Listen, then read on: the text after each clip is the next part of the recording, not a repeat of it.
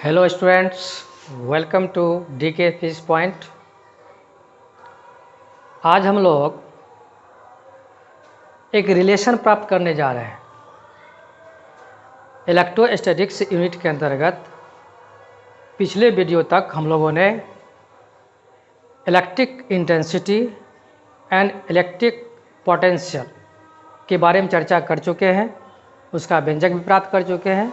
और आज के वीडियो में हम लोग एक रिलेशन प्राप्त करेंगे between electric potential and electric intensity, अर्थात विद्युत विभव और विद्युत तीव्रता के बीच में रिलेशन क्या होती है इसके बारे में पढ़ेंगे। लेकिन टॉपिक पर आने से पहले सबसे पहले जो स्टूडेंट्स अभी तक इस चैनल को सब्सक्राइब नहीं किए हैं वो प्लीज़ पहले इस चैनल को सब्सक्राइब कर बेल आइकन को दबा दें, जिससे कि फिजिक्स से संबंधित जो भी टॉपिक्स आएंगे उसका नोटिफिकेशन आपको मिलता रहेगा। तो समय की बर्बादी ना करते हुए हम आज टॉपिक पर चल रहे हैं। टॉपिक पर आने से पहले हम लोग विद्युत विभव और विद्युत क्षेत्र की तीव्रता इस दोनों के बारे में थोड़ी सी चर्चा कर लेते हैं। जैसा कि पिछले वीडियो में मैंने बताया था और अभी भी फिर से इसकी चर्चा करने जा रहे हैं कि किसी आवेश के कारण उत्पन्न विद्युत क्षेत्र को दो रूपों से व्यक्त कर सकते हैं। पहला, विद्युत क्षेत्र के किसी बिंदु पर उत्पन्न तीव्रता के कारण या तीव्रता के द्वारा, और दूसरा विद्युत विभव के द्वारा। जैसा कि मैंने पहले भी बताया था कि विद्युत क्षेत्र की तीव्रता एक सदिश राशि है, जबकि विद्युत विभव एक अदिश राशि है। तो हम ये कह सकते हैं कि विद्युत क्षेत्र की तीव्रता और विद्युत विभव दोनों ही विद्युत क्षेत्र का ही रूप है, अर्थात विद्युत क्षेत्र के ही प्रकार हैं, जिसके माध्यम से अर्थात विद्युत क्षेत्र की तीव्रता से और विद्युत विभव द्वारा विद्युत क्षेत्र ही प्रकलित होती है। तो विद्युत क्षेत्र की तीव्रता क्या है, विद्युत विभव क्या है, तो इसकी परिभाषा को हम जान लेते हैं। विद्युत विभव की परिभाषा होती है कि विद्युत क्षेत्र के किसी निर्दिष्ट बिंदु तक अनंत से एकाक परिच्छन आवेश को लाने में किए गए कार्य, अर्थात हम यूँ कह सकते हैं विद्युत क्षेत्र के निर्दिष्ट बिंदु तक अनंत से एकांक परिच्छन को लाने में किए गए कार्य को विद्युत विभव कहते हैं। और विद्युत क्षेत्र की तीव्रता में हम लोगों ने पढ़ा था कि विद्युत क्षेत्र के किसी बिंदु पर एकांक परिच्छन आवेश पर लगने वाला बल उस बिंदु पर विद्युत क्षेत्र की तीव्रता कहलाती है। यानी दोनों में डिफरेंस है कि विद्युत विभव में कार्य की बातें हो रही है, जबकि विद्युत क्षेत्र की तीव्रता में बल की बात हो रही है। लेकिन दोनों में सिमिलरिटी है कि दोनों में एकांक की बातें हो रही है। परिच्छन आवेश एकांक लिया जा रहा है, विद्युत क्षेत्र की तीव्रता में भी एकांक परिच्छन आवेश की बात हो रही है और विद्युत विभव में भी एकांक परिच्छन की आवेश की बात हो रही है। तो एकांक परिच्छन आवेश को लाने में किए कार्य का संबंध विद्युत विभव से है, जबकि एकांक परिच्छन आवेश पर लगने वाले बल का संबंध विद्युत क्षेत्र की तीव्रता से है। तो मेरे ख्याल से विद्युत क्षेत्र की तीव्रता क्या है और विद्युत विभव क्या है, यह परिभाषा से समझ में आ गया होगा। अब हम इसका कैलकुलेशन कैसे प्राप्त करेंगे, अर्थात दोनों के बीच में रिलेशन कैसे प्राप्त करेंगे, क्योंकि विद्युत विभव और विद्युत क्षेत्र की तीव्रता दोनों ही विद्युत क्षेत्र का ही रूप है। तो मैंने शुरू में बताया कि विद्युत क्षेत्र को दो रूपों में व्यक्त कर सकते हैं, एक विद्युत क्षेत्र के किसी बिंदु पर उसके तीव्रता द्वारा और दूसरा विद्युत विभव द्वारा। तो दोनों में आखिर रिलेशन क्या है, दोनों में रिलेशन क्या है, इसकी कैलकुलेशन कर करके हम एक रिजल्ट प्राप्त करेंगे और देखेंगे रिजल्ट क्या प्राप्त होता है। और अब आप चलते हैं इसके कैलकुलेशन पर, इसकी गणना हम प्राप्त करेंगे। सपोज करते हुए सपोज करेंगे और सपोज करने के पश्चात उसकी सिमिलरिटी हम फिगर्स करते हुए उसका कैलकुलेशन आगे की ओर करेंगे। सबसे पहले इस कैलकुलेशन में इस फिगर पर गौर करते हैं। सपोज किया गया है कि एक प्लस की आवेश जो बिंदु P पर स्थित है उसके विद्युत क्षेत्र के अंदर दो बिंदु A और B, विद्युत क्षेत्र के अंदर ही दो बिंदु A और B एक दूसरे से डेल्टा x दूरी पर स्थित है और इस A और B पर विभव का मान विद्युत विभव की परिभाषा से होती है, जिसमें हम लोग पढ़े थे एकांक परीक्षण आवेश को अनंत से निर्दिष्ट बिंदु तक लाने में किए गए कार्य के बराबर होता है। किंतु अनंत से तुलना की जाए तो B का विस्थापन A की तुलना में कम होगा, तो इसका तात्पर्य है कि B पर विभव का मान भी कम होगा। किसके अपेक्षा? तो A के अपेक्षा। और A की अपेक्षा जब B पर कम होगी तो सपोज करते हैं, सपोज करते हैं कि B पर विभव का मान भी है, B पर विभव का मान भी है और A पर V से अधिक होगा, तो इसमें डेल्टा V को ऐड किया गया है, यानी V प्लस डेल्टा V।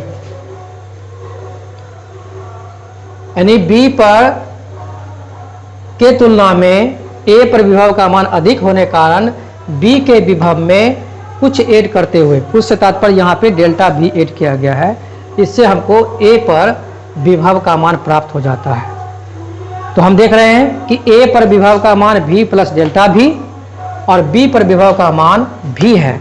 यदि दोनों विभवों, दोनों बिंदुओं पर जो विभव है उसके अंतर को निकालेंगे तो विभवांतर प्राप्त होगा और उसका मान होगा डेल्टा V प्लस V में से माइनस V करेंगे तो हमें डेल्टा V प्राप्त होगा।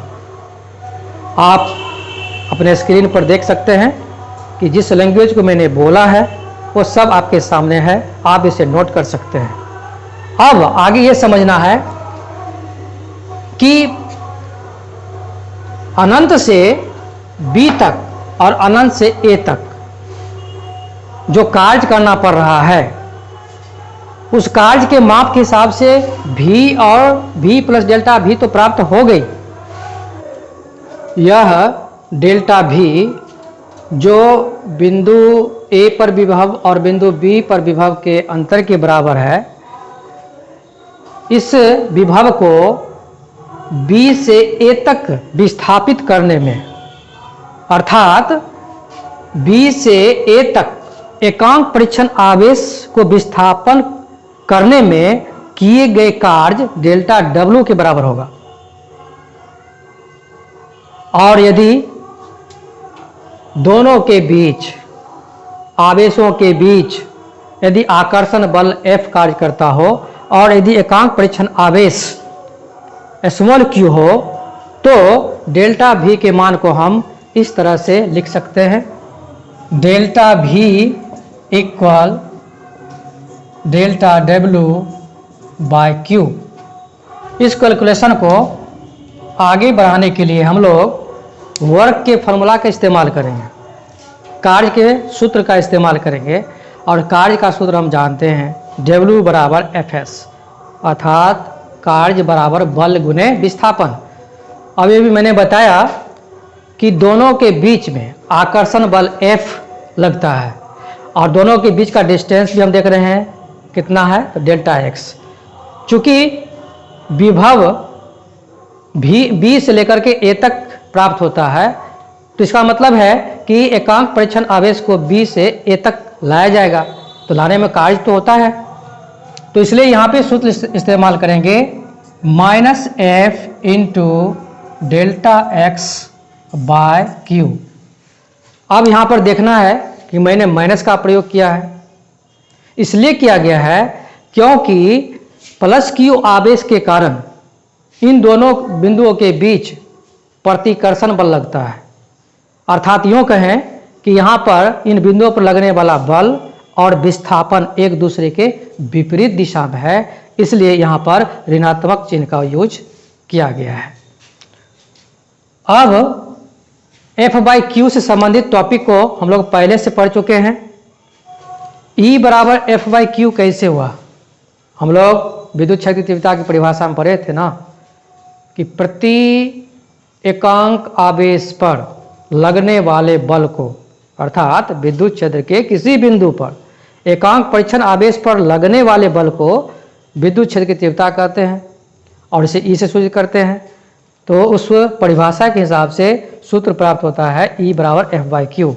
और इस सूत्र और यहाँ जो स्थिति प्राप्त हुई है, इसको देखने से ऐसा लगता है कि हम यहाँ पे F/Q की जगह पर E का यूज कर सकते हैं, अर्थात delta V equal minus E into delta x प्राप्त होता है। इसमें E का मान प्राप्त करने के लिए डेल्टा x को लेफ्ट साइड लाएंगे तो हो जाएगा minus delta V by delta x। अब A और B बिंदु के बीच जो स्थिति डेल्टा x है, अब इसको छोटे रूपों में परिभाषित करेंगे। कहने की तात्पर्य यह है कि यहाँ पर यह मानते हुए कि यह B बिंदु A के बहुत ही निकट है, तो निकट होने की स्थिति में ऐसा प्रतीत होगा कि B बिंदु A पर ही स्थित है और ऐसी स्थिति में डिस्टेंस लमसम शून्य की ओर अग्रसर हो जाएगा। यहाँ पर दोनों के बीच की दूरी को सीमित करने के लिए, अर्थात छोटा मान प्राप्त करने के लिए डेल्टा x टेंड्स टू 0 का यूज किया गया है। लिमिट में हम लोग ऐसा पढ़ते हैं कि किसी भी मान को छोटा रूप में प्रस्तुति करना हो तो उसको छोटे मान की ओर उस टर्म को टेंड्स करना पड़ता है। तो आगे चल कर के यह जो टोटल मान डेल्टा V और डेल्टा x के रूप में लिखा हुआ है, यह डिफ्रेंशिएट हो जाता है, अर्थात इसको हम इस प्रकार लिख सकते हैं E equal minus dV by dx। यह जो रिलेशन प्राप्त हुआ है E equal minus dV by dx, इसमें dV बाय dx को विभव प्रवणता भी कहा जाता है। तो यहाँ पर रिजल्ट में लेफ्ट साइड में हम देख रहे हैं E है, अर्थात विद्युत क्षेत्र की तीव्रता, और राइट साइड में dV अर्थात विभव प्रवणता। तो हम इस व्यंजक को देखते हुए निष्कर्ष में यह कह सकते हैं, दोनों रिलेशन के लिए हम यह कह सकते हैं कि विद्युत क्षेत्र की तीव्रता उस विद्युत क्षेत्र में विभव प्रवणता के ऋणात्मक वैल्यू के बराबर होता है, क्योंकि हमें यह प्राप्त हुआ है E equal minus dV by dx। इस प्रकार आज के टॉपिक में हम लोग विद्युत क्षेत्र के किसी बिंदु पर तीव्रता और विभव के बीच में रिलेशन प्राप्त कर लिए, जिसमें प्राप्त हुआ E equal minus dV by dx।